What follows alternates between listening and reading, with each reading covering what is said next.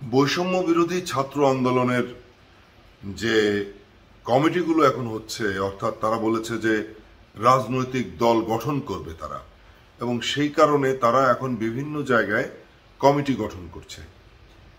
এই কমিটি গঠন করতে গিয়ে তার আগে একটু বলে নিই বন্ধুরা, আমরা দেখেছি যে গত কয়েক মাস আগে থেকে তারা কিন্তু বিভিন্ন জায়গায় বিভিন্ন জেলায় তারা মত বিনিময় সভা করেছিল, এবং সেটি একেবারে সরাসরি বলতে হবে যে সরকারের পৃষ্ঠপোষকতায় কিন্তু তারা নানান জায়গায় তারা সভা করেছে এবং মত বিনিময় সভা করেছে, এবং কয়েকটি জায়গায় তারা আমরা দেখেছি যে দ্বিধাও বিভক্ত হয়েছে, কয়েকটি জায়গায় মারামারি হয়েছে, চেয়ার টেবিল ভাঙচুর করা হয়েছে, নিজেদের মধ্যে বিভেদ তৈরি হয়েছে।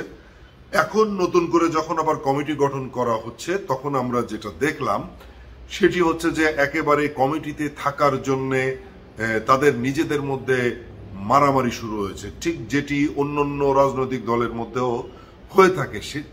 তেমনটি আমরা দেখছি অন্যান্য রাজনৈতিক দলের মধ্যে হয়ে থাকে বলতে আমি বোঝাচ্ছি, যেহেতু বাংলাদেশে বড় বড় রাজনৈতিক দল রয়েছে এবং তারা নানান সময় কমিটি করতে গিয়ে তাদের মানুষ অনেক, কমিটি করতে গিয়ে তাদের ভেতরেও নানান ধরনের মতবিরোধ দেখা দেয়, মারামারিও হয়। আমি বলবো যে এটি তো এখনো রাজনৈতিক দল হিসেবে, মানে এই ছাত্ররা এরা তো এখনো পর্যন্ত রাজনৈতিক দল হিসেবে আত্মপ্রকাশ করেনি। যেহেতু করেনি, তার আগে কমিটি গঠন করছে, সেই কমিটি গঠন করতে গিয়ে নিজেদের মধ্যে মারামারি, ফাটাফাটি এবং হাসপাতালে যাওয়া, এই ঘটনাগুলি কিন্তু এখনই ঘটা শুরু হয়েছে। আমরা গত 2 দিন আগেই দেখলাম যে মিরপুরে কমিটি গঠন করা নিয়ে দুই পক্ষের ভীষণ মারামারি, সেখানে প্রায় 3 জনের মতো হাসপাতালে ভর্তি হতে হয়েছে। এর আগে আবার তার পরের দিন আবার আরেক জায়গায় দেখলাম সেখানে দুই দলের মারামারি, মানে নিজেদের মধ্যে আর কি মারামারি, এবং সেখানেও 3-4 জন হাসপাতালে ভর্তি হয়েছে। তারপরে আমরা দেখলাম যে চট্টগ্রামে যেখানে রাফি সমন্বয়ক রাফি যে তার উপস্থিতিতে এবং তাকেও মারতে গিয়েছিল, এবং সেখানে 2 দলের মারামারি। তো এটি তো হচ্ছেই, যত বেশি কমিটি তারা করতে যাচ্ছে হচ্ছে। এখন প্রশ্ন হচ্ছে যে কমিটি গঠন করার আগে কেন তাদের মধ্যে এত মারামারি হচ্ছে, এটি একটি বড় প্রশ্ন। তাহলে নেতা হতে চাচ্ছে কিছু লোক, মানে সবাই নেতা হতে চাচ্ছে। নেতা হতে গেলে, নেতা হলে কি লাভ? নেতা হলে তো আসলে অনেক লাভ। নেতা হলে আমরা দেখেছি বাংলাদেশে বিগত দিনে দেখেছি বা নানান সময় দেখেছি যে নেতা হলেই পয়সার খেলা আছে।